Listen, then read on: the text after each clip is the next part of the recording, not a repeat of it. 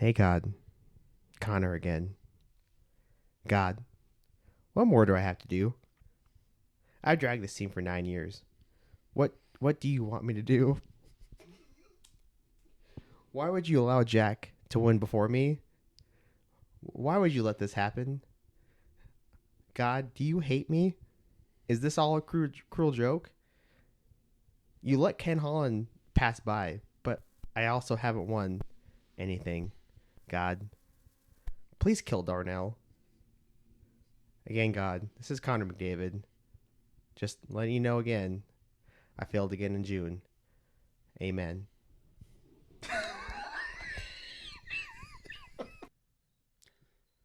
Welcome to the Night's Watch podcast. I'm Jacob, I'm Alex. and we still do not have credentials. But that being said, we got a lot to talk about regardless. Lots happened in the NHL this week. Crazy week. Beginning of the week, new Stanley Cup champion was crowned. Thank God it was the Cats and not the Oilers. I would literally shoot myself in the street. Not saying I'd do the same, but I probably would. So yeah, new Cup champion. We also had lots of trades, lots of signings, lots of rumors, and the big event here in Vegas, the draft. The draft. Yep. We were there. It was awesome. First it was round epic. was amazing. Ton of fun. Surprise picks. Surprise picks, Picks we vertigo, didn't like. Vertigo. Thought I was gonna. overwhelming sensory inputs. Thought I was gonna vomit going up the escalators. Oh my God.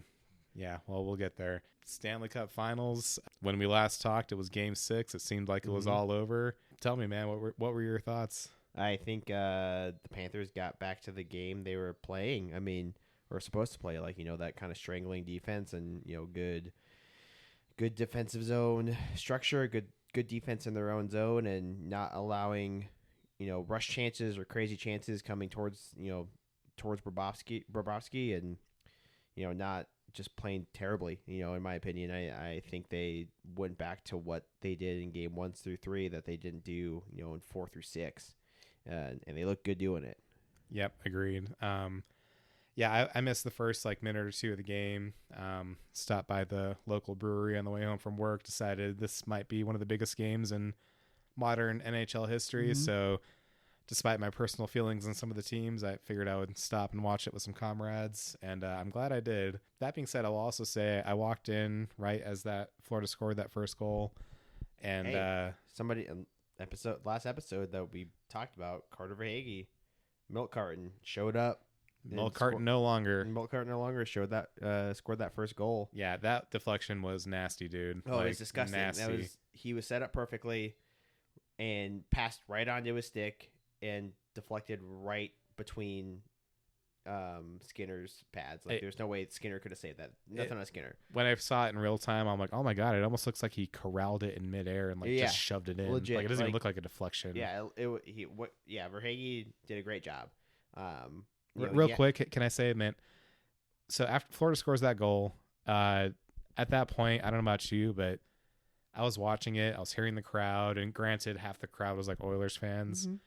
But even then, I could just feel the energy, and as soon as that goal went in, I was like, "It's over. Oh yeah, this game is over. Florida is not losing this game." The momentum, just that the first goal broke it open. Yeah, but Janmark scored that goal on a great pass from Cody Ceci. The only good thing Cody Ceci did this entire fucking series. Yeah.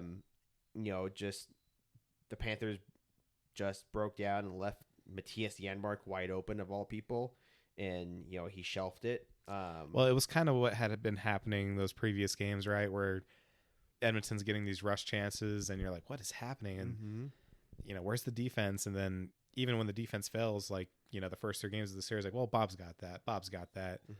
And there were definitely a few goals where I'm like, "Why is this going in? How is this going in?" Yep. And so there, I did kind of have a brief moment when Janmark scored. I was like, "Oh my God, here we go again." Oh yeah. But the Cats just seemed so unbothered by it. They seemed calm, they weren't panicked. Exactly. Nobody on that defense or in that forward group seemed like they were panicked in that oh man, they tied. Oh shit, what are we gonna do? Yes. They were calm, cool, collected, and say, hey, we'll go back and get that, or hey, we messed up, we'll go get another goal. And you know what they did? Second period, they got that goal. Another goal. Sam goal. Reinhart again, another guy that we said milk carton. Yeah. Wrister underneath Skinner's glove. just that whole sequence, man, not to cut you off, but it was just, to me, it was kind of the microcosm of what defined, especially the first half of that series, where to me, the Oilers are in the Panthers' end and it looks like they're going to score. And then, God, I forgot who it was, but someone just had that diving play to get the puck out. It was Dmitry Kulikov, I think. I think you're right. He dove and then he bent his elbow in the fucking goal in the net, and then he somehow was able to pass it back out, and that led to Reinhart wristing it through Skinner, and it started with that play in front of Bob. But then what really got me, and like I said, kind of a microcosm of these problems that Edmonton has, is that it was just kind of this uncontested breakout. And then their old defenseman screened Skinner too. Both Cece and Nurse, I think, both collapsed, which, rightfully so. They needed to collapse onto the goaltender to reduce the shot.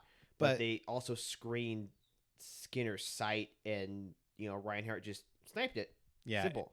It was, I think it was Kulak, but it was, fucking matter. Well, I only say that because I mean, specifically, so uncontested breakout, they go through the neutral zone again, uncontested.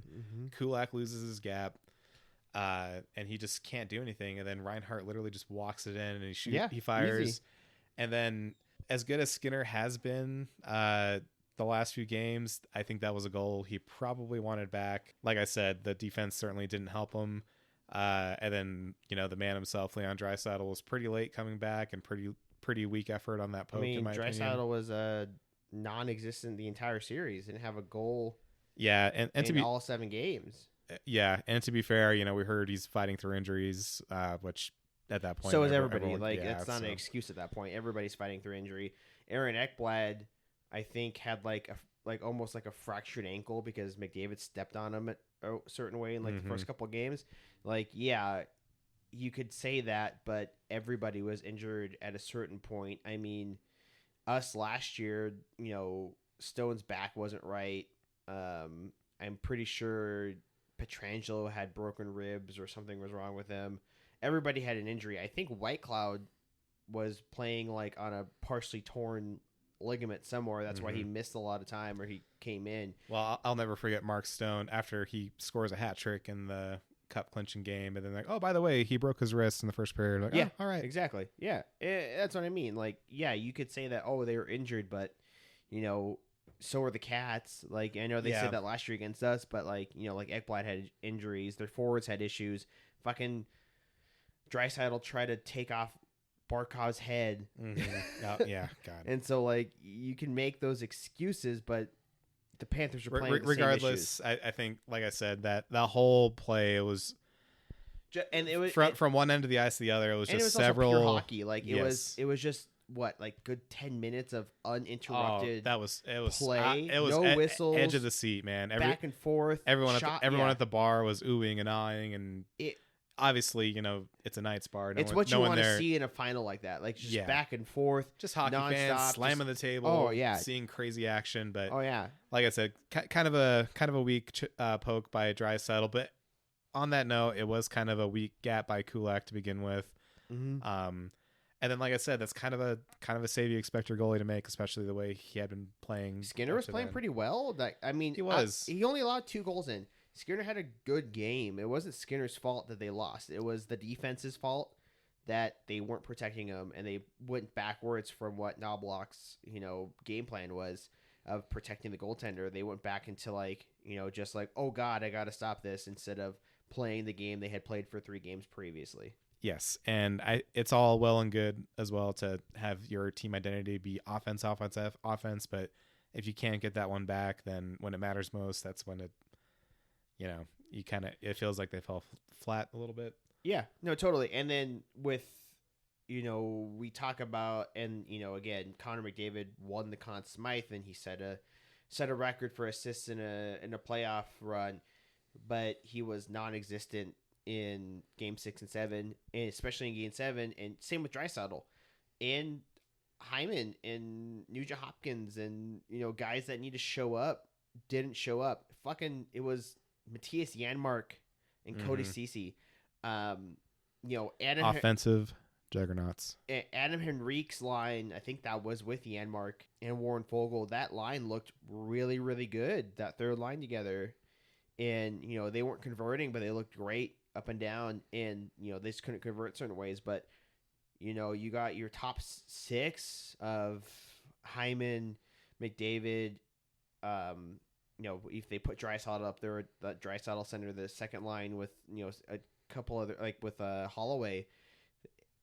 They just were non-existent. Like even when Draisaitl was on the line, when Knobloch loaded up and put Draisaitl on the line with McDavid and Hyman, nothing happened. Well, yeah, and by then I felt like maybe it was a little too late, in the sense that, and like I said, they were tired. Granted, these guys were tired, they were injured and all that. But I will say, and this is kind of a point that I made last week, that is the other side of the sword when we had this dramatic 3-game comeback. Well, you had that 3-game comeback because you went down 3 games against a very good team.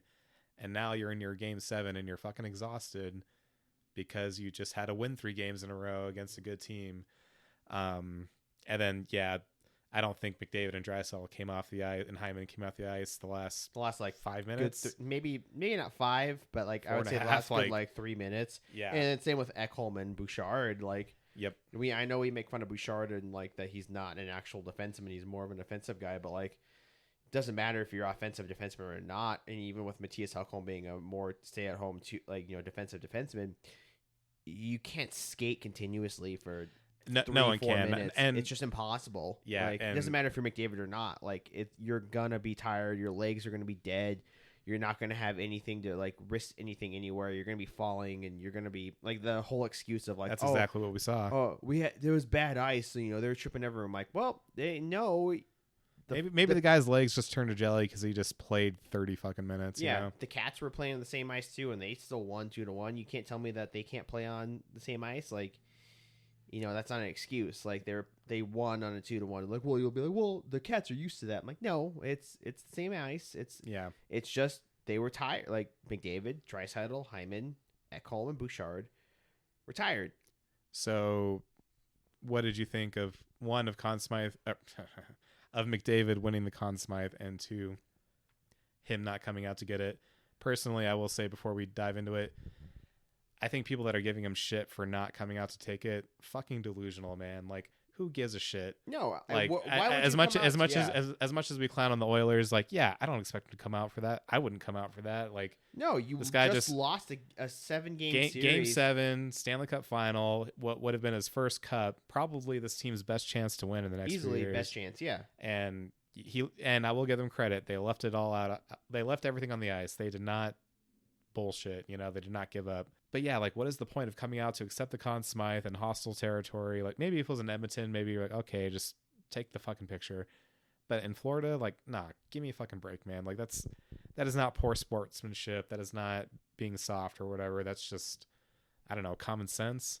Yeah, no, I don't blame him at all. Like, I understand why he won the Conn Smythe. I mean, again, set an assist record, crazy amount of points. I get it. Bob had a terrible 3-game stretch. It was dog shit after game 3. Games 4, 5, and 6. He was terrible. He was awful. I mean, he got pulled in game 5 when that was an 8-1 game, something like that. Game 4 or 5. Game 4. One of the games, but he was. I was like, all right, they're gonna finish it. Just kidding. We lost 8-2. Yeah, it was an awful. Which game. is almost as bad as 9-3. Yeah, it was awful. I don't think Bob deserved it at that point. Like, I can understand if Bob did win it, but he would have to have a better game in those gaps, whereas McDavid was just consistent. I do think you can make an argument for Barkov, winning the Conn Smythe at that point because he did have some timely goals. He did have good plays.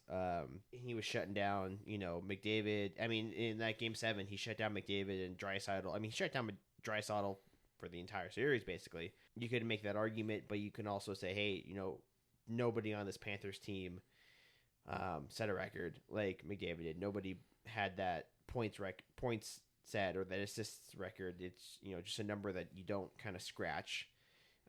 He is the only only skater. It may have been forward. Besides, I believe Reggie Leach to win the Conn Smythe. Every other Conn Smythe winner that was a loser in the Cup final was a goaltender. Yeah, those are all great points. I agree wholeheartedly. I'm glad you brought that up, though, because I feel like that's a good point for me to kind of make my counter argument that I've had in my head lately. And we're guilty of it, too, because the Panthers won the Stanley Cup, and we're kind of spending all our time talking about the Oilers. I do feel like the public perception has kind of quickly slipped into, well, Edmonton didn't win. Now we're just going to, even though they didn't win, we're still going to make the Panthers kind of secondary players in their own victory. We say that, Verhaeghe and Reinhart showed up when it mattered, but that's the point. They showed up in Game 7 when it mattered. Exactly, and that's what I was awkwardly trying to talk myself into, was that point that, McDavid had set the record, all that good stuff, all these crazy point totals, and Hyman had however many goals and all that good stuff. And that's all valid, and those are all things to talk about. And yes, the Conn Smythe should be for the entire playoff run. And it did kind of feel in this series that no Panther individually kind of carried it. And maybe this is just me being whatever. I do kind of strongly feel that the Conn Smythe should probably go to the winning team because of that. Yeah, maybe you had a dog shit game 4, 5, and 6, but guess what? You had a good game 7. Yeah, and even you honestly, won that game 7. And honestly, the Cats did not have a bad game 6. They lost, but it was much better than 4 and 5. Oh, way better. And you could have said that, coming into that game 7, they're like, oh well, Gustav Forsling's been like marquee defenseman that's been doing great, and he was like a -6 or 7, some really bad stat. But you can also argue, well, he was only out there because Paul Maurice trusted him in situations against high danger chances against Connor McDavid, against Leon Draisaitl, against Zach Hyman. Yeah, he was out there for that reason. And not saying that Gustav Forsling should have won the Conn Smythe. I think it should have gone to a Panther, just because what's a parade without the Conn Smythe? Look at us. Look at Marshy raising that thing. Conathan Smythe-so. I mean, look at Tampa Bay and look at Colorado and St. Louis, with that, kind of that piece of hardware on display, in addition to the Stanley Cup. That's kind of an important thing. Not saying it should always go to the winner, just because sometimes, the loser is going to be playing better. I mean, it's an equivalent of in the NBA when LeBron won, the series MVP when they lost, but, because he was amazing, and, Connor McDavid was amazing in the series, but again, we said, game 6 and 7. Yes, he disappeared, and in game 7, yeah, he was on the ice and he was trying, and he was, trying to make things work. But kudos to the Panthers, kudos to Paul Maurice. They stopped anything that he was going to do. They shut him down. They cut him off. They cut off his passes. They cut off his rushes. If you're the best hockey player in the world, you should be able to at least make something happen, or at least use your tools to generate at least a little bit. But, similar to what we did to him in the second round last season, what William Karlsson did with Riley Smith and I believe Michael Amadio, they used their two-way skills to not let him score. I mean, yeah, Draisaitl had that crazy ass first game, but 4 goals, but we still won that game, so it doesn't matter. Exactly. And then Karlsson proceeded to shut McDavid down for the rest of the series for the most part. Yeah, he scored when he could, but those are off of deflections and random chances. More similar here, whereas Barkov and his line, and then even the Lundell line. Yes, he did Barkov. Yeah, he did a great job against McDavid as well, and against Draisaitl. That's a big deal, and having those two-way guys that can kind of shut those doors on the superstar players, because you'll take the goals from a Matthias Janmark or a Warren Fogle. Yeah, those goals suck, but they shouldn't be the only ones scoring. Yeah, no. You'd rather take those only goals from them rather than getting your shit beat in by Connor McDavid and Leon Draisaitl. Yeah, and just to kind of wrap up this train of thought, I guess I would say, and principle aside of like, well, the winner should always have the Conn Smythe, which I do believe, but even just looking at this specific series, I do think it's kind of, like I said, it's that double bladed, that double-edged sword, where yeah, they had these great game 4, great game 5, great game 6, but they were only in the position to have that great comeback because they went down by 3. Yeah, and they looked pretty goddamn awful. Yeah, they had to dig to get to that. And credit to point. them, they did it. They did it, and they had those gaudy point totals and all those goals. But at the same time, it's just hard for me to say, yeah, you're the MVP of the playoffs when as soon as you got to the finals, the first thing you did was shoot yourself in the foot and fucking lose the series and be like, well, maybe we can rip off 4 straight. That's not a safe bet for anyone, not even Connor.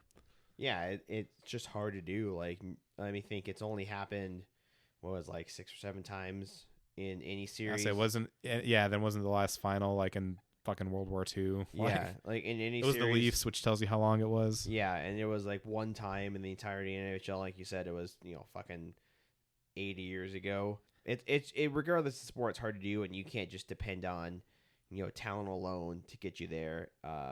And not saying that Chris Knoblauch had a bad plan. It's just that team kind of blew their load, yep, so to say, in games 4, 5, and 6, to the point where nobody had anything, and kind of Florida's like, hey, we know what they want to do, let's just play our game, and that's what they did. Yeah, they had one mistake, or maybe a couple, but one major mistake with Janmark, and that was it. They came back out and scored a goal and shut it down the rest of the game, and there was no looking back from there. That last minute was pretty glorious, hearing the fans go fucking ballistic. Especially those last, because with our cup when we knew what the fuck was happening. Oh yeah, that shit was over. Period, yeah, that shit was over a lot. But that shit was a 1-goal game, and it was really that last 20 seconds where you're like, oh my god, it's happening. Yeah, that was awesome. And then despite ESPN fucking up the audio and fucking up the camera angle of Barkov taking his lap, it was awesome seeing them celebrate. One thing that stuck out to me, I was a little shocked, but I guess not in retrospect. I was kind of surprised that Okposo got the cup second in line, I think. No, Bob got second. You're right. It was Bob and then Okposo. Something like that, yeah. Barkov gave it to Bob, and then Bob, I may have given it to Okposo, which is kind of crazy to me because, I would think it would go to, Bennett or Reinhardt or Verhaeghe or Ekblad. You know what this kind of reminded me of as with our own win was we're like, why did Quick get it so early? Why did Quick get it before Hill? And I just think there's a kind of a respect that hockey players have for the veteran guys. Oh, absolutely. Because who got it off after Okposo was Oliver Ekman-Larsson. He was a Panther for a year, and then Okposo was a Panther for fucking 4 weeks. But you could tell everyone, they knew what they were doing. There was no mistakes made. They wanted those guys to lift the cup, and I thought it was fucking awesome, to be honest. Oh no, I 100% agree. I think Okposo totally deserved to raise it early. I mean, fucking years of hell and dog shit Buffalo, and then before that dog shit Islanders. He deserved to raise it early, and the same with OEL. I mean, he was with rotting away in Vancouver in the Jim Benning years, and then before that rotting away in Arizona.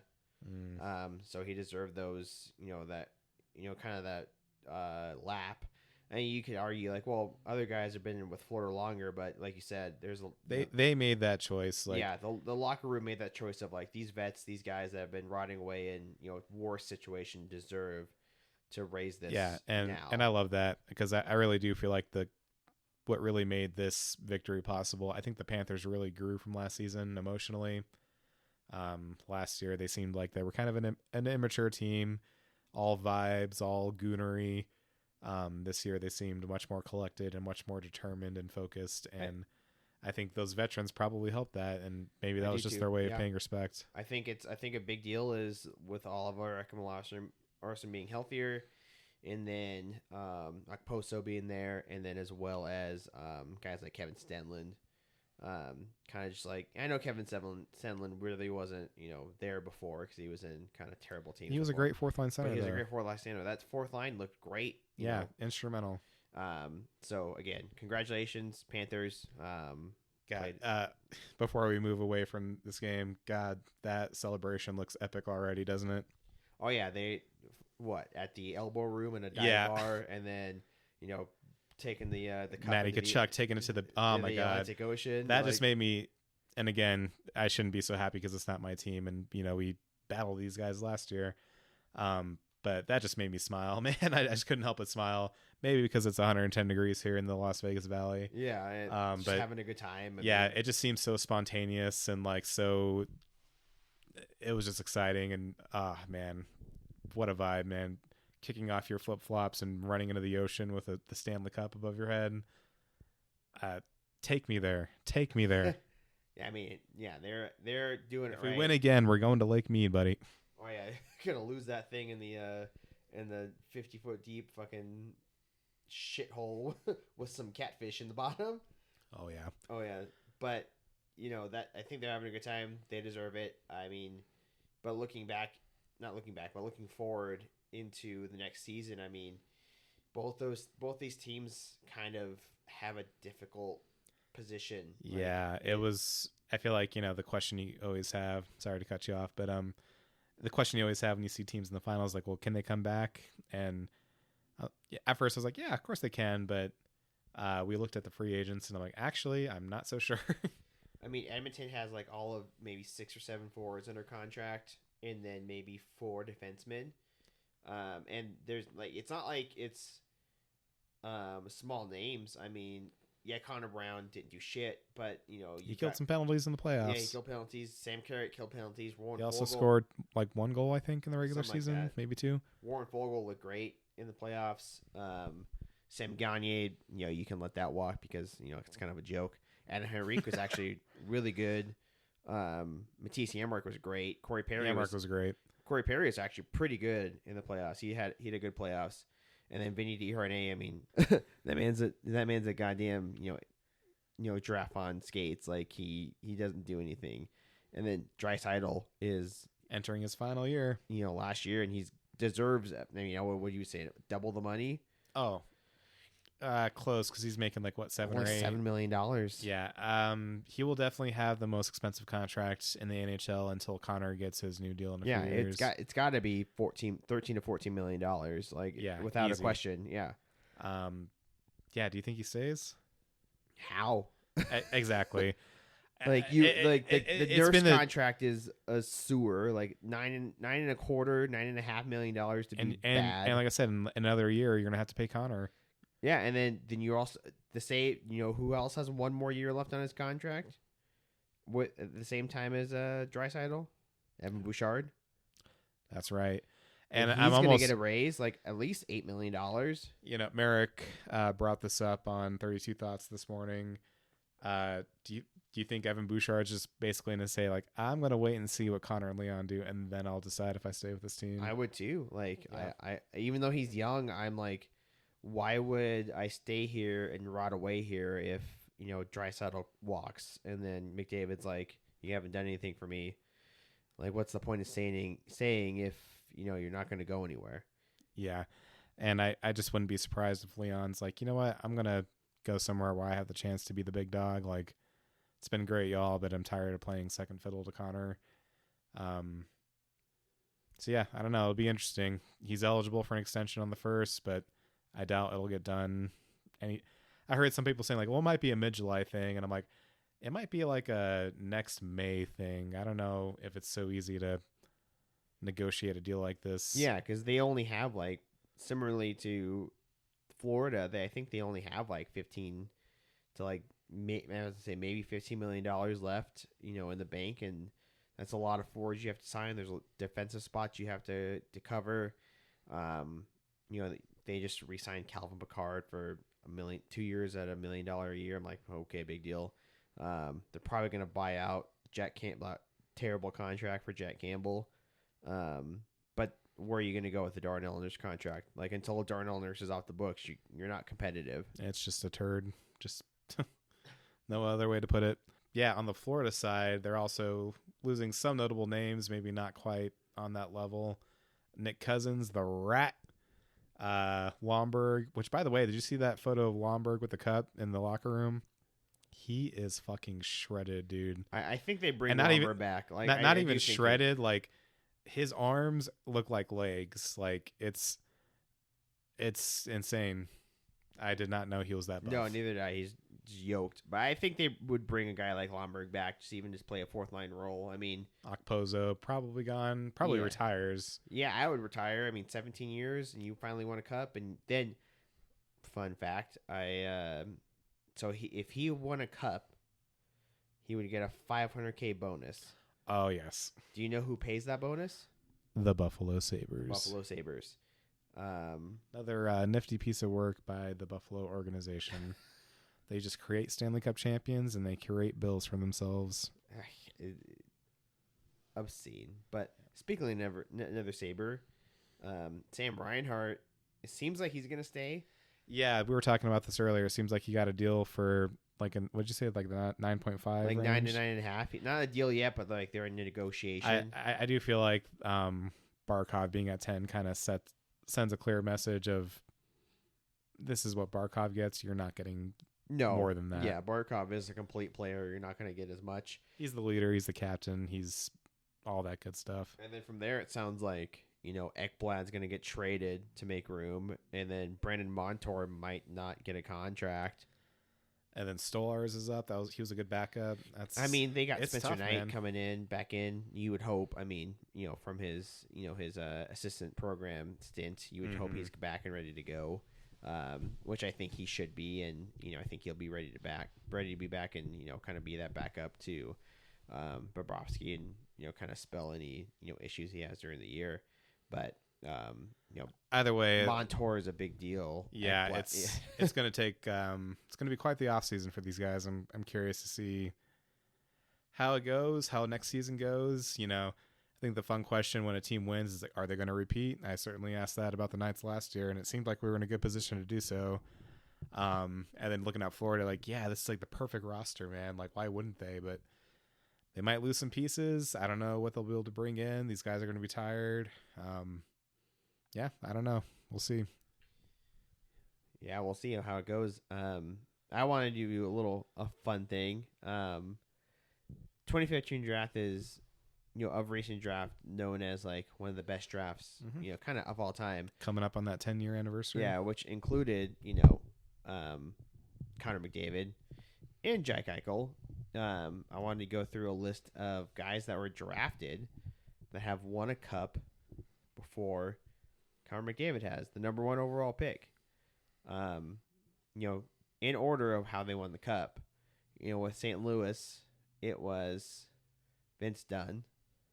Great defenseman. Playing with the Seattle Kraken. And then the Lightning, 2 guys, Eric Chernak and Anthony Cirelli.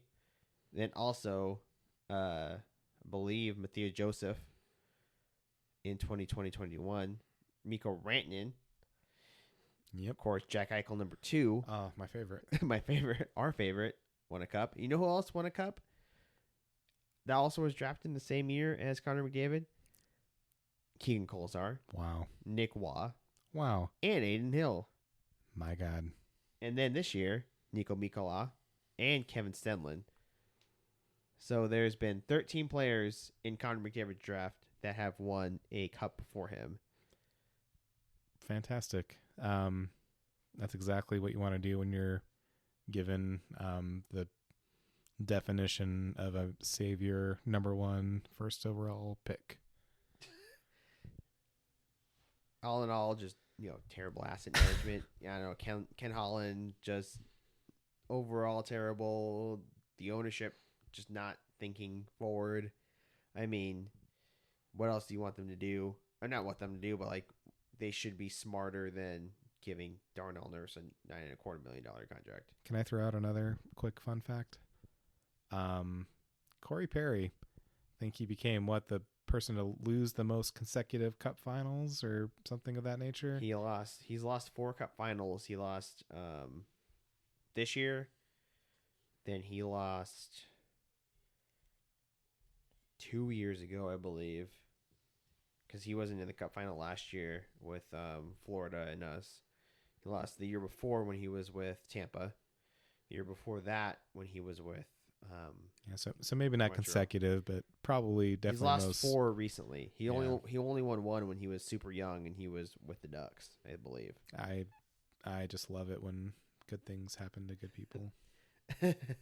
Speaking of good things happen to good people, the Buffalo Sabres have multiple Cup winners after leaving the team. Yeah, we were talking about this the other day. I mean, obviously we know our personal favorites, Jack Eichel and William Carrier. But yeah, other notable Sabres to win the Cup, Ryan O'Reilly, Kyle Okposo, as we saw just now, Sam Reinhart again, Evan Rodriguez, Brandon Montour. I think like 5 or 6 former Sabres won the Cup this year. Yeah, I think Dmitry Kulikov was on the Sabres at one point. So again, it just shows that Buffalo does produce Stanley Cup champions. You just have to wait 5 years and trade them to another team. Exactly. Maybe not let them get surgery that they need.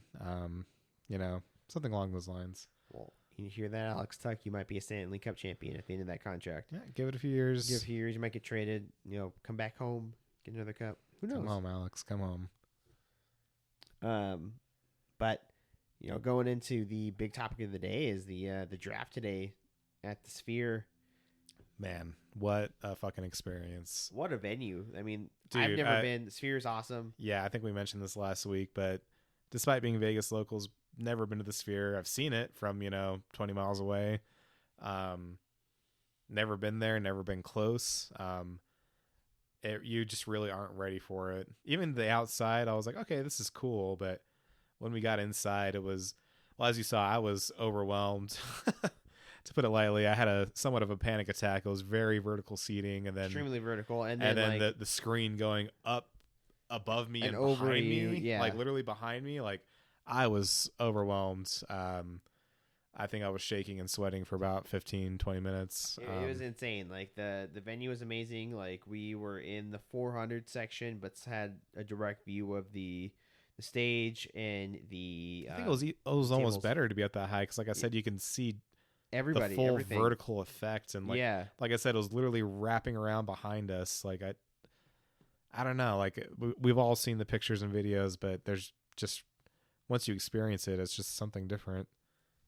Yeah, it was incredible. I mean, I don't know what else to say. The venue was great, and this is probably the cheapest ticket. Yeah. You could Oh get. yeah. Cheapest NHL event that we've been to. It was. It wasn't too bad at all. I mean, there are tickets to go see Dead and Company, or even like just a generic like zoo show. There were over $300, and this was like all of $80. Yeah, well worth it. Oh, 100% worth it. If you can get a ticket for cheap, go see it. Ton of fun. And then moving into those picks, I mean, Macklin Celebrini was kind of that was obvious conclusion. Yeah, we all knew. There's a lot of Sharks fans in attendance. Felt a little weird, but I was like, hey, good for you. Made the trip. Have fun. They had a good time. And then number 2, it was Artem Levshinov, the defenseman from Michigan State. Yes, and it seems obvious in retrospect, but even leading after one, we're like, I don't know, man. I can see him going anywhere. Yeah. 2 through 5, basically, when he got taken, I kept saying, like, Demidov definitely has to go here. Yeah. He definitely has to go here. The big surprise of the night, I think, oh my God, doubt, was Beckett Sinek. Yeah. Going to the Ducks at 3. Because he was projected for like 10 or later. Like 10 to 20.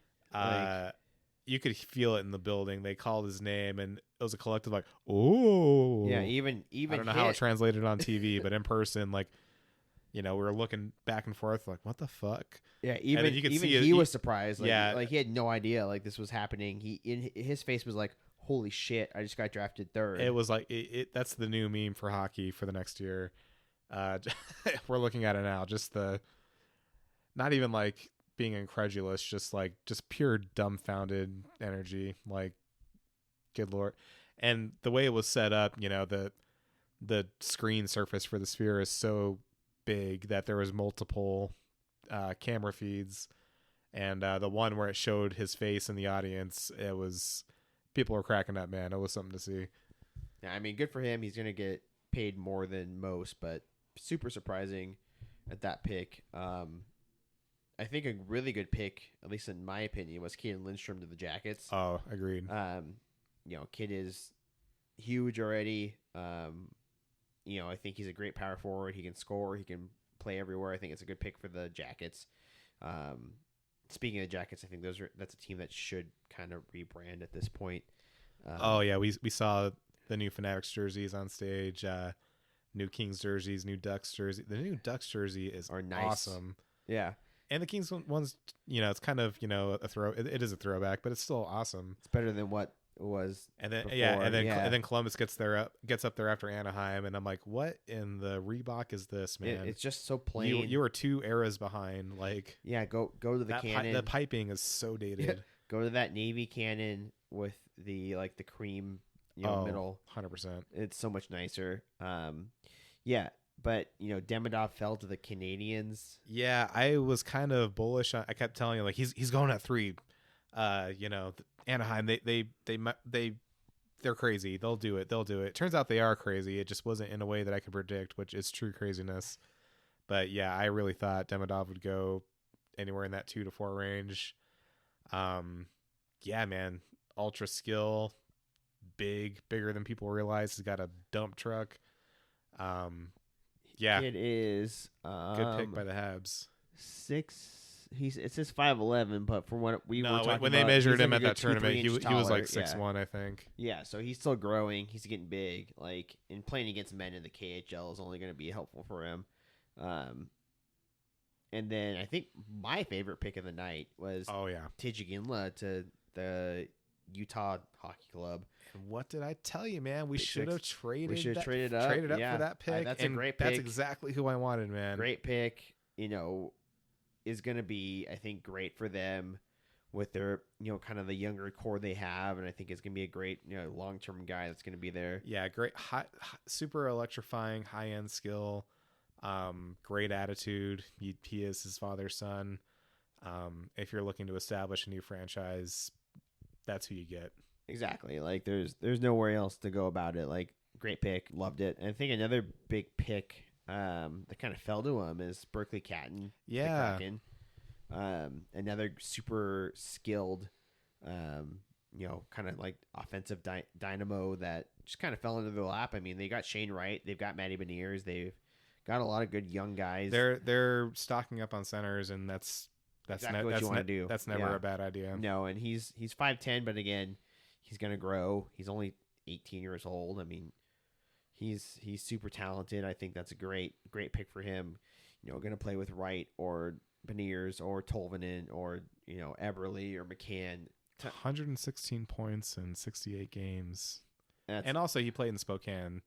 I don't know if you saw it when we got back to the house, but yeah, there was a cute little interview with him where he's basically said, "Yeah, oh my God," he's like, "I'm so happy that Seattle drafted me." Down the street. He's like, exactly. He's like, "I'm in Seattle like all the time." Yeah, he already loves it there, and the fans and the city's gonna love him because he's basically hometown kid there. Mm-hmm. Like, or not maybe not hometown kid, but you know what I mean. He's been there. Washington kid. And then a couple of picks that we've been through. Perec to the Flames, good pick for them. They could use that. I think this is outside of Tijigila. I think this pick for number 10 to the Devils is probably overall my favorite pick. And Anton Siliev to the Devils is the 6'7" Frankenstein. In case you guys forgot, monster. The Devils need a defenseman. I mean, as of today, they're shopping John Marino. But they need a defenseman. They need size. I mean, Luke Hughes isn't big. They have all the skill in the world, but they need grit. They need size. Yep. Which, by the way, I am shocked that they're shopping John Marino. Which he brings that size and that grit. And also, with Kevin Ball being gone, who brought that size and that kind of grit, they need somebody like that. He may not, play, beginning of the year, but having in the pipeline. Yep. 6'7", and we say 211. We saw him outside of the ending of the draft, and he is indeed we did. fucking. We saw the suit, and then we saw the jersey, and I was like, is that him? And you're like, well, he's towering over everyone, so I think that's him. He's indeed fucking as advertised, gigantic. I think it is crazy seeing these young players where they're all like a good foot taller than us, but they have like faces of high school students. And the crazy thing, he's 6'7" and 18. He might grow. he might end up being 6'9". Yeah, That's like it's kind of like a like Leo Carlson. Leo Carlson situation where like I think you told me where they like brought him into the team doctor and the team doctor's like his bones aren't set yet. Yeah, like This this kid's gonna still grow growing. another 2-3 inches. Like he's already 6'3". He's gonna be bigger. Insane. Like it's crazy to think that these guys are 17, 18 and are not done growing. Another intriguing pick. San Jose had 2 picks. Number 1, obviously, and then number 11 they get Sam Dickinson, defenseman. Fell into the laps. Fell into their laps, and I thought it was a great pick. We had some San Jose fans next to us, very polite, by the way. But yeah, before when they were on the clock, like, who do you think? Who do you think? Who do you think? And I remember Alex said like, it's got to be Dickinson, and he's like, oh yeah, maybe. And all I could think was like, yeah, you got Celebrini, now get a defenseman, just Pair him with Shakir McMilladine. I mean, yeah, just get strong. You got Murray Ferraro. Just have that 3, kind of that 3 core. I mean, Just get strong at every position, What's his name? Mark Edward Vlasic is on his way out. I mean, No, he's yeah. that man should be bought out. I mean, he's a corpse of himself, but you're getting younger and you're getting big. Like that's exactly what you want. I mean, Shakir McMilladine, we saw him with the Barracuda in Henderson last year. He looked great. Big boy, big kid. And impact is always felt. Yep, and then he played with the Sharks for the back end of the year and looked good. And then they also have the guy, Kalen Addison. But yes. I know I also said I saw they weren't going to tender him, I think. Yeah, what's up with that kid, man? Like everyone was kind of shocked when Minnesota traded him, and now it seems like San Jose doesn't want him either. So it might be the attitude. Honestly, that's the word of the day, Alex. Attitude. I don't want to get to our pick. Oh boy. Speaking of the Wild and defensemen, they picked up Zeev Buem, which I think is a great pick for them. Kind of replenishes that defense they don't have. He's one of those anymore. names where I swear I was hearing, like great things about him. Like he's a top 10 talent. Exactly. I thought he would go like, I don't know, like 4 to 8 maybe. Again, only 17. No, he's 18. Yeah, he's 18, so his birthday. So he's almost 19. But still, again, young. But I think that's good for the Wild to replenish that D-core after Brock Faber. Minnesota, they traded up for this pick, didn't they? They did. I remember. Yeah, that was another cool thing about first big trade of the evening. They traded with the Flyers. Yeah, and that was another cool thing about the Sphere. Every time a trade happened, it just flashed trade alert, and it looked like you were inside of a giant hockey net, and there was a puck that was just flashing at you saying trade alert, and every single time I was like, oh my god, we're trading up. This is going to be so cool. And then it was never us. But that being said, Bill Guerin, he went for it. I thought it was a great pick. Even though he was only 1 pick behind, I think it probably got to him that Philly was going to pick him, and he was like, no, we're making this trade happen. Yeah, and speaking of Philly, they just dropped back 1, and they took a pick that we liked, Luchenko. I mean, great pick for them. They bought out Cam Atkinson to make way for Matvei Michkov, and I think they're going to make way for youth. I think you and I both thought they were going to be worse than they were this year. Oh yeah, everyone did. I think they're going to be worse this season coming up because they're going to emphasize, let's get these kids playing and let's be bad for future. And then kind of speeding up to our pick. There's a couple good picks in between. Things that you kind of expect. Nygaard, Yurchak. Yeah. Get to pick number 19, the Vegas Golden Knights. You, for a moment, actually liked him last week before we talked about what his actual issues were. Instead of his attitude, it was that he... Well, we should clarify. When they say attitude problems, we've realized that is just a generic term for racism. Yeah, there's really no other way to say it. I mean, so to clarify, on last episode, I said Trevor Connelly. I'm like, I'm kind of high on this kid, man. He's a winger, but he really reminds me of Stevenson. He's fast, he's shifty, he's smart. He's a good player. I mean, from all hockey terms, he's a speedster. He's a good player. But yeah, so in case anyone hasn't heard, because I did see some people on social media a little puzzled. This kid has documented attitude problems, namely 2 incidents. One where him and his friends were at a daycare or something, and they got some children's building blocks, and they arranged it into a swastika, posted it on Snapchat. Hilarious. And then I don't know if it's more disturbing or less disturbing, but apparently he also had an incident where he got thrown out of a game for calling a player the N-word. I just don't even know what to say to that man. Like, I was very disappointed. His family This put a real bad taste in my mouth. Yeah, his family and his... Especially given that Cole Iserman was still right available. there. He was still available. Liam Greentree was still available. I don't know what they were doing, man.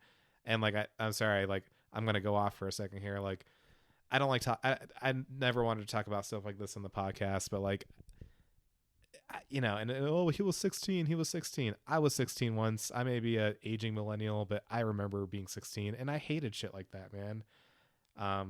16 is only 2 years removed from being 18. Exactly. What? Like, and maybe if it was, I don't know, just it sounds so stupid saying it out loud. But maybe if it was just the swastika, I could look past it. But the swastika and the calling the player that, like, I don't know, man. There's attitude problems, like, oh, I was late for practice, and then there's shit like this where I just really can't believe that Kelly McCrimmon is okay with this guy putting our crest on his chest and representing us, man. Like, and you could feel it in the building. Like, everyone was gross. Awkward. Everyone was grossed awkward. out. Yeah.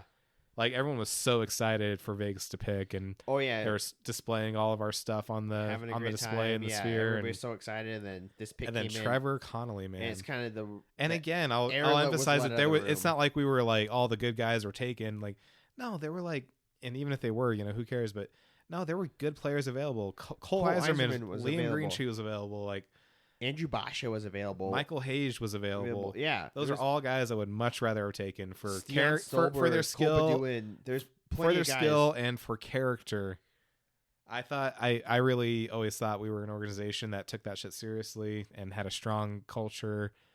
But I don't know, man. And you know, people can change. People can learn their lessons. I certainly hope he did. Unlike that shitty kid from Boston, it seems like he actually did do some work to try to make up for this and try to learn. But yeah, I don't know. All I'm going to say is hopefully this kid just ends up being trade bait at the next deadline. Yeah, I mean, yeah, like you said, he could grow up, or there could be doing a lot of growing up, but you know, the fact that the swastika incident was only 2 years ago. Yeah. You can't say like, oh, I was a dumb kid. No, you're 16. That was 2 years ago. Yeah, and like I said, like, we may be aging curmudgeonly millennials now, but I recall very clearly what it was like to be 16.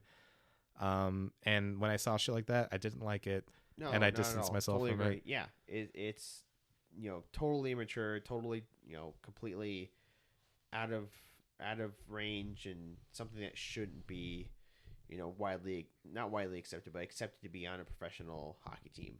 I mean, look what the kid with the Bruins, he, you know, bullied a autistic African American kid, and he immediately, like, the Bruins drafted him, and Patrice Bergeron's like, no, I'm never going to play with this kid, so you better figure it the fuck out. Yeah, and I can only hope that, you know, I don't know, maybe Stone says something similar where it's somebody, like, hey kid, you've got to answer for yourself. You've got like a problem like that, where it's like opposite of attitude, of more of your personality coming to a team that's got Keegan Kolesar, you know, Zach Whitecloud, guys that are, even if we didn't have, you know, minorities on the team, like, it doesn't matter. Yeah, like, you know, you can't.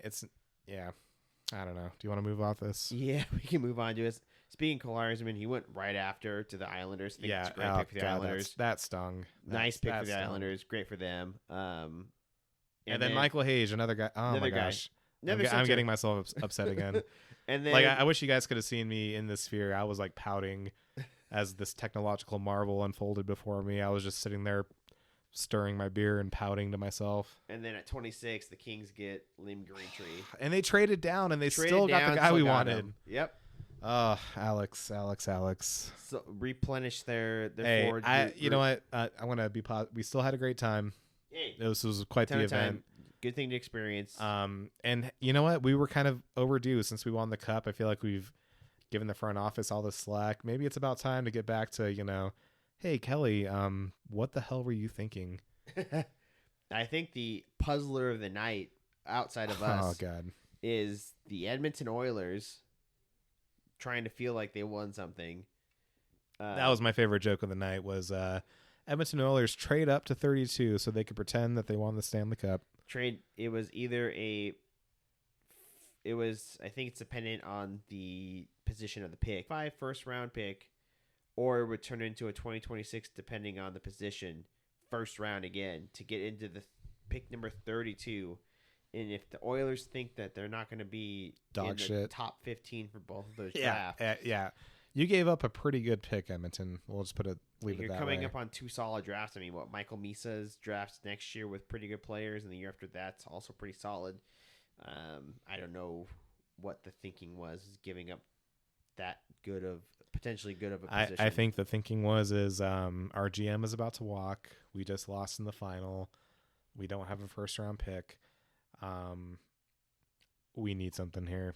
And then going into, kind of like leading up to this free agency as well, outside of VGK players, I think there's been a couple big pieces. Mangiapane went to Washington for a 2025 second. So I think we're on the same mind of this.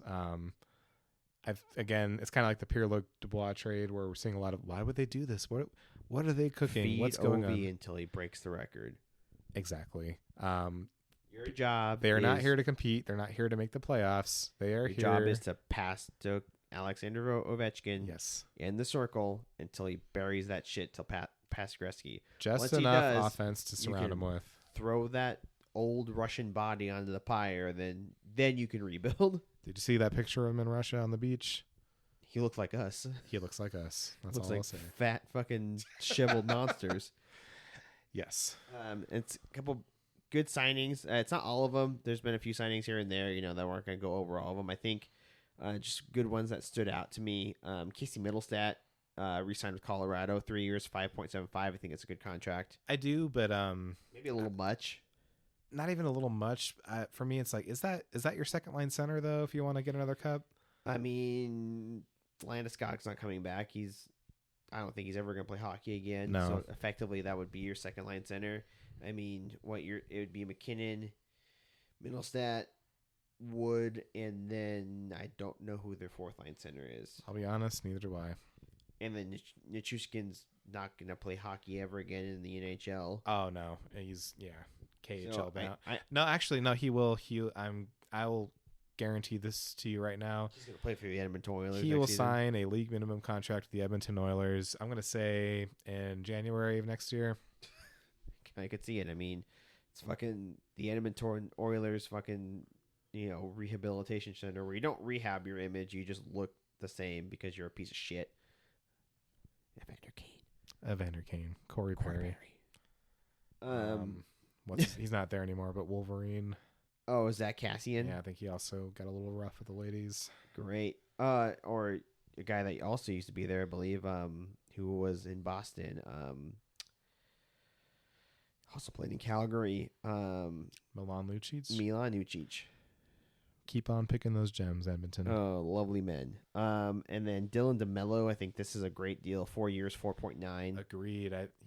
They needed to keep him. They needed to keep that defense strong. I am kind of wondering if they're going to maybe buy out Nate Schmidt. I think they should.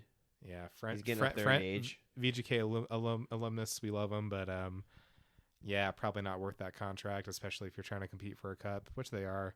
Yeah, I totally agree. I close. think they buy him out, and then the unfortunate part for them is you buy him out, and then what are you going to do? Bring Dylan Sandberg or Logan Stanley into that group? They're both kind of bad. Yeah, I mean that's fair.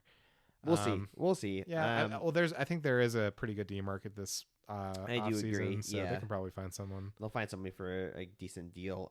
And then I think I wouldn't call this like a great deal, but I think it's a deal that's great for the team as like a kind of like a team spirit and like a team kind of team presence kind of guy is Liam O'Brien in Utah. Big tuna. I think he's great as a kind of like a face for the team in so much of like kind of like a Brandon Tanev for Seattle. Ryan Reeves when he was with us. He's a heart and soul guy, which is Totally. basically a nice way of saying he's basically the mascot. You know, everyone knows him, everyone loves him. He's gritty, but he plays. And it's only a 1 million cap hit. You know, cap's going to be going up every year. It's not going to kill the bank. They got plenty of space. I think this is a good move. They have to hit the cap floor somehow. Exactly that, and even for what he brings on the ice, it's not much. But you know, he's physical. He's a pest. Doesn't really fight. Kind of a coward in that regard. But yeah, tough guy. Hits hard. And he's made a name for himself. You know, what more can you want? Yeah, he plays especially well. For starting over in Utah. Like those are the guys that you want. Yeah, you want that guy. You want that kind of like not so much a face of the franchise. Salt Lake will fall in love with him. Put it that way. Yeah, not so much face of the franchise, but like character guy. Yes. And I think a big contract you and I talked about last week, and I kind of mentioned his name. This was probably the marquee news of the week outside of the draft. Well, two names. One first is Dakota Joshua. Oh, 4 by 3.25. I think that's a great deal for him. That is. If they didn't sign him, he was going to get a better deal. But the bigger marquee name. Yes, this is who I was referring to. This is the big marquee signing, and the big kind of marquee headline is UC Saros, 8 by 7.25. He is 29 years old, so that signs him through age 37. Hey, I think that's for a guy like Saros. I think that's fair. It's a good deal. I mean, 7.5, that's not terrible at all. We've seen goalies play that long. He'll probably drop off around 35, 36. But and kind of the big rumor was Nashville was shopping Askarov to move up in the draft. And I was. It's funny. I was at Smith's, the grocery store, and I was shopping for cold food.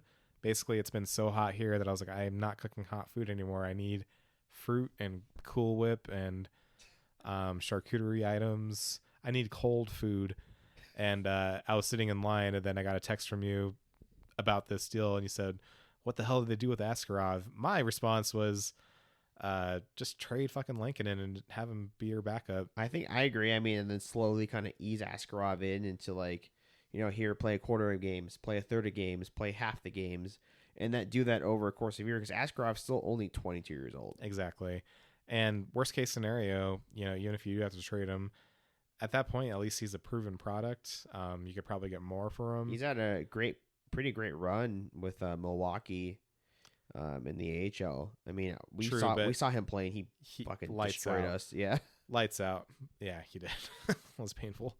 But that being said, I do think the A is very different from the NHL. Yeah, and I think people get a little too high on young goalies too quickly. Well, I mean, look at Jesper Wallstedt for the Wild. Levi from Buffalo. I mean, too often I've seen fan bases go, yeah, this 21-year-old goalie is going to carry our franchise to Valhalla, and I'm like, no, I don't think he will. He needs another I think 4 he to might 5 play years. 20 games and finish with an 894. I mean, similarly with the Devils, with the Kira Schmid. Dustin Wolf.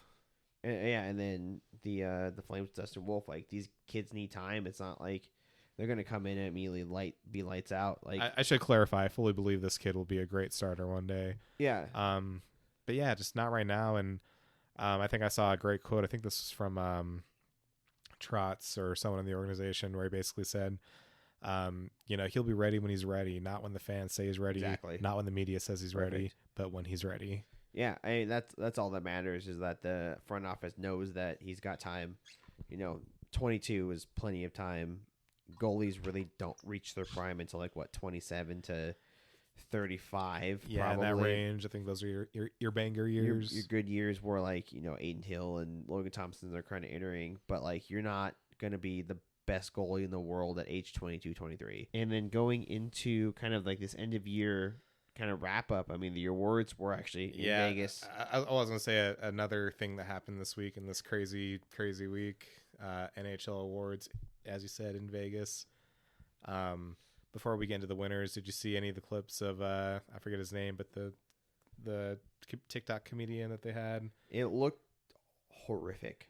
Parts of it did, but then other parts, I'm like, oh, that's actually kind of funny. And I was just kind of reminded that hockey fans and hockey players, they're just so wooden. They're just kind of joyless, aren't they? There's no personality. Yeah, and shit, man. All I can say is I don't think it was bad. It's just that, God, even Austin Matthews, he's supposed to be Mr. Social Media. I'm like, God, dude, you're just awkward. Yeah, awkward. So awkward. Yeah, I think that's the thing that's holding back hockey is like the personality of it all is like it's kind of wooden. I think that's what was great about the TNT broadcast is like they use the good personalities they Yeah, had. you got Biz, you got Anson Carter was pretty good. I mean, Henrik Lundqvist actually showed that he had. He's some there to personality. class it up. Exactly. Everyone else is there to be goofy.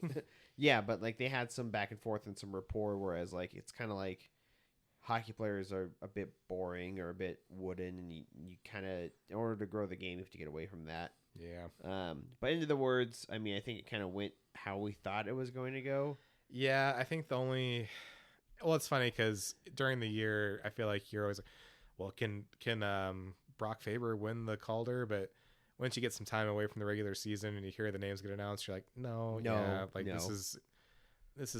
this ended the way we all thought it would. I think the only one that might be a shocker is maybe not even a shocker, but just not as obvious was McKinnon winning the Hart. But even then, it was a like three-dog race. I think it was him. You can make it. Yeah, you can make an argument for Kucherov and then McDavid in that order, in my opinion. Yep.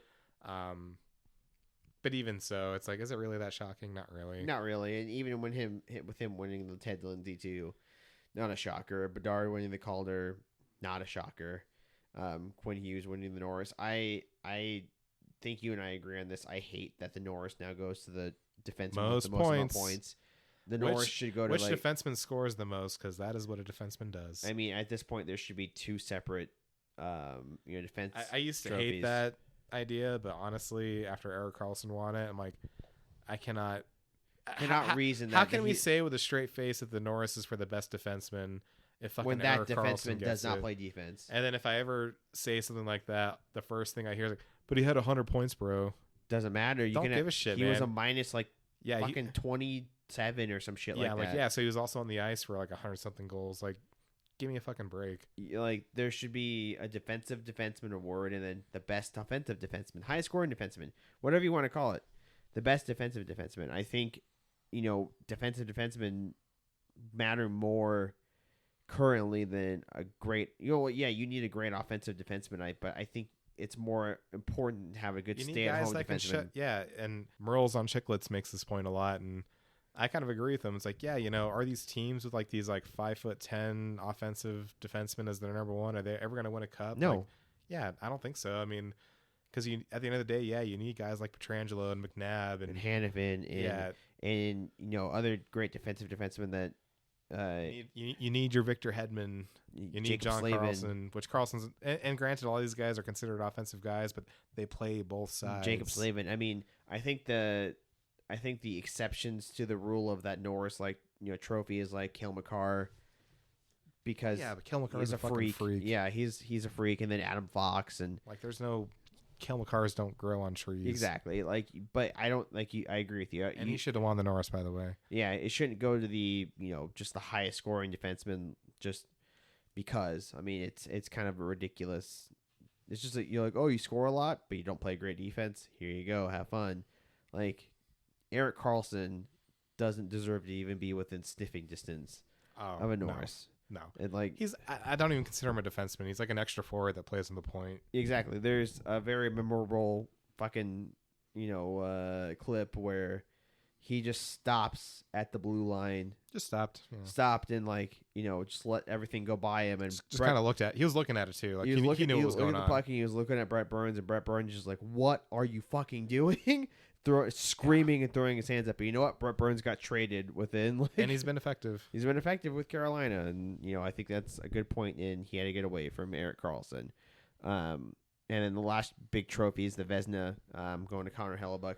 Too bad, Connor, that it didn't matter in the playoffs when you look like dog shit. Yeah.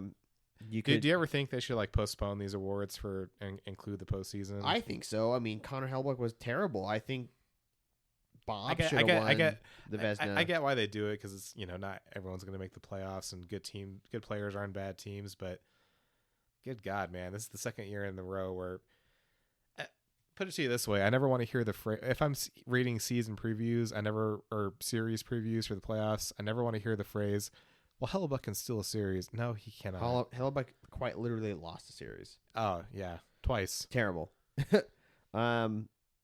Couple big news. Michkov is confirmed coming to the Flyers. I think Yeah, it's a huge deal. I mean, I think you and I both buy into the conspiracy theory that his father was murdered because he tried to get him out of that contract. I mean, it's Russia, man. Stranger shit's happened. I mean, he was released from his contract with, I believe, SKA, St. Petersburg, and it seems like all intents and purposes he's going to play with the Flyers next year. I think it's going to be great. I think that'll be a great infusion of talent, shot in the arm, whatever you want to call it.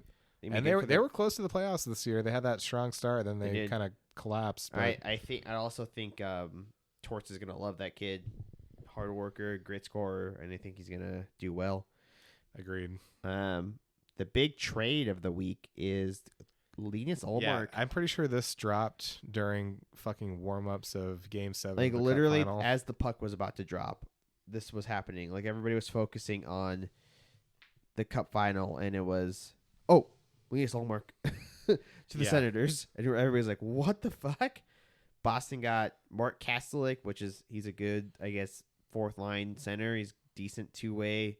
He's only 25, and they got, the bloated contract of Jonas Corposalo, and then the 2024 first this year that they used to pick, I believe, Dean Latorno. Yeah, you're right. So they got a good kind of forward center. He's big, 6'6", 210, big kid. Got a good, kind of center depth there. I think that worked out for them. And I was kind of originally thinking, like, what the hell is Boston thinking? Like, why would they take Corposalo? But honestly, I'm like, actually, it kind of makes sense. I mean, obviously, he's going to be the number 2. But he's going to have semi-competent defense in front of him. Exactly. I think Boston is kind of like us in that they play a goalie-friendly system. Yep. That's why they have a really good goalie coach too. That's where all that talent's been coming. I think out he'll of. be okay as a backup with them. I don't think there's gonna be a problem. We're gonna save 1 point for probably last. But the Fanatics jerseys made their debut. I don't think they look as bad as people think they're gonna be. The reaction's been really negative, and rightfully so, in the sense that Fanatics has a dog shit reputation, and they have it for a reason. The baseball jerseys were horrific. But if you see I don't know if you like read up on it or watched Iceletics deep dive on it, which I recommend to anyone listening.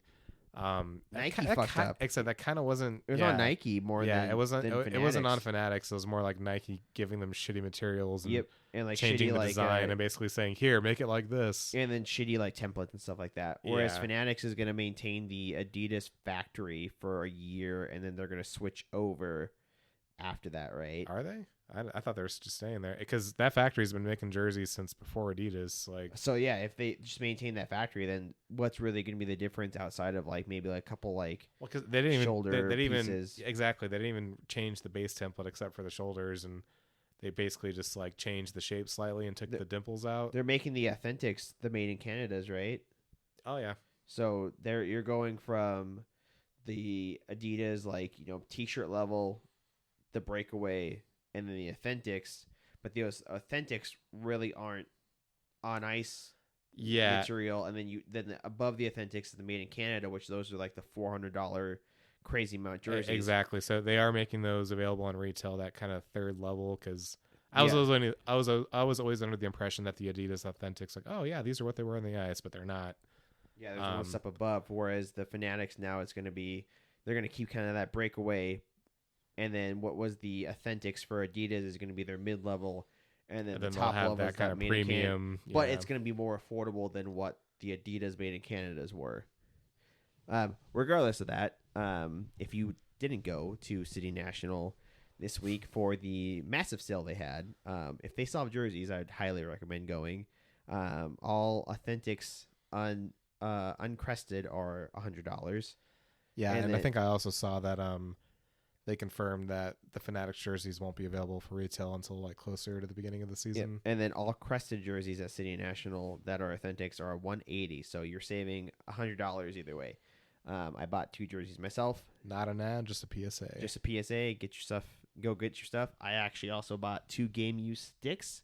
You did. They're fucking huge. From McNabb is about 6 feet tall. Yeah. and then carries a normal human's height because that man's just a thick log of a human. But into that Fanatics kind of debut, I think there's not as much to worry about as I think people are worrying about. Just depending on their quality, I think, to the consumer rather than to the player. I think the player's gonna be fine. I think if the consumer is something you have to look out for. To me, it comes down to it's the same factory, it's the same materials, it's the same jersey template. I'm not worried.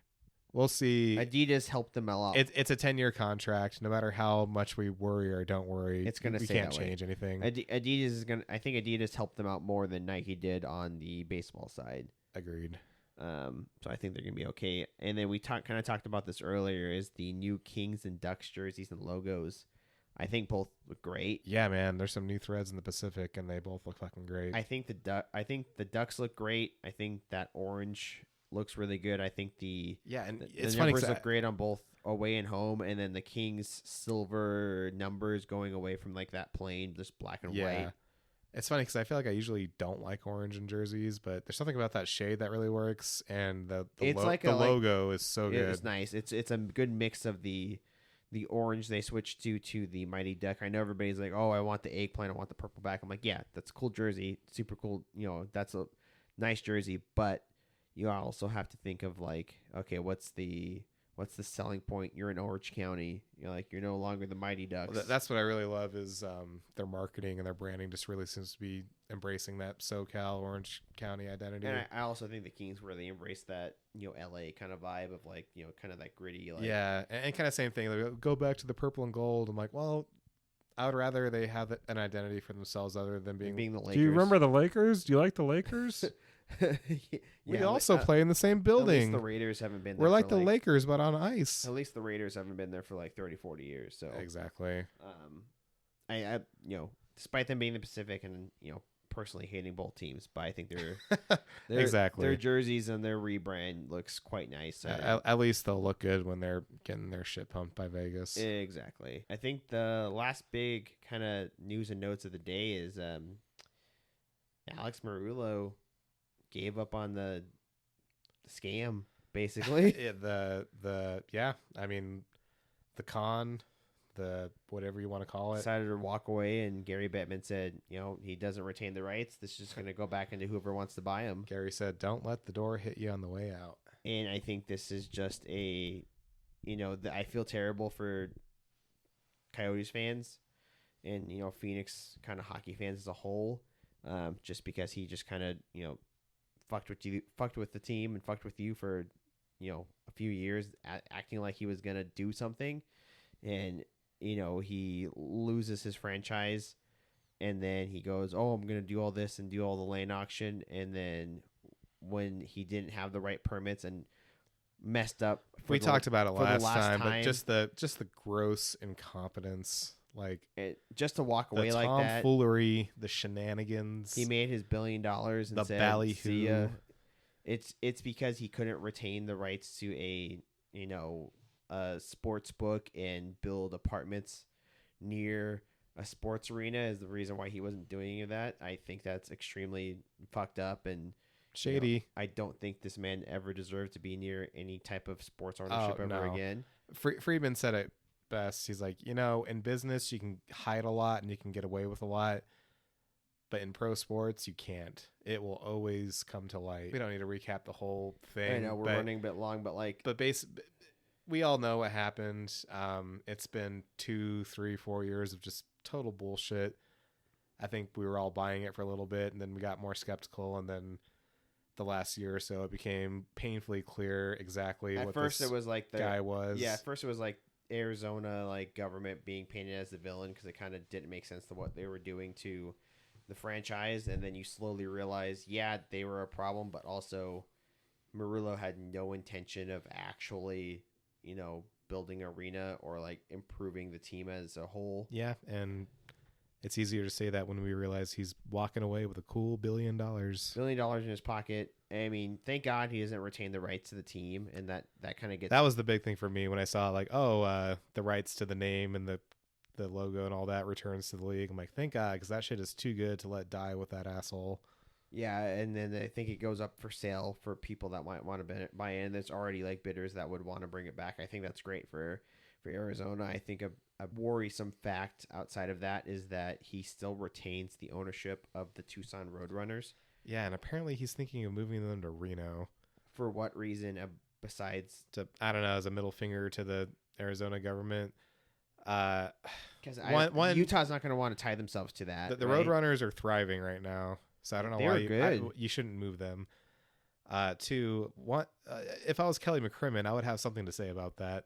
Yeah, because you're going to get the Lake Tahoe ECHL Yeah, you have two team. teams in Vegas. You're gonna have a team in Tahoe. I'm like, Why would you want why a the team fuck in does Reno? Alex Morello want a team in Reno? Get out of my territory. Exactly. Like, you can go fuck yourself. Like, go put him. Go put Did you him. know that he owns the Sahara?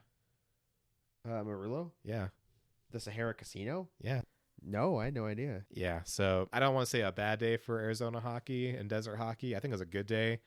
I think because now that Morello's done, we can just put this behind us. Arizona can put it behind us, behind them, and we're that much closer to a real owner having a real team out there. And as we've seen here, hockey in the desert can 100% work. Hockey in non-traditional markets can 100% work. Yeah, Us, I mean, goddamn Florida. We just got done talking about Matthew Tkachuk taking the cup into the fucking beach, into the ocean.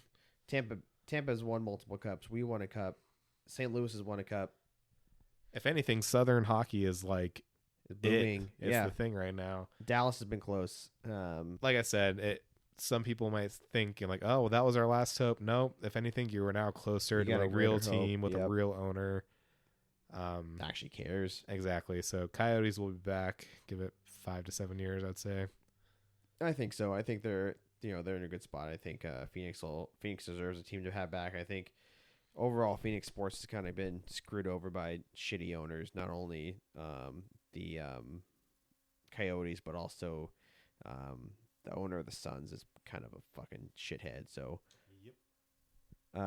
but I think that's it for this week. I mean, we'll be back next week with crazy week, super busy week. Yeah, I'm frankly exhausted. You can probably hear it in our voices, but hey, it's been fun. It's been interesting. We didn't really get too deep into free agents, but I almost feel like we don't have to we can't just because we don't even know what our own situation is until we sign. We'll see in the Marcia, next 2 days. Yeah, and then even going through that first week of free agency, you don't know if like that kind of negotiation has happened. There's waiting for Exactly. July 1st to hit. But we'll talk more about free agencies next week, and kind of get more deep into who's around, who's available, who's been signed. Yep. And in the meantime, stay gold. Stay gold. Thanks for listening. Bye.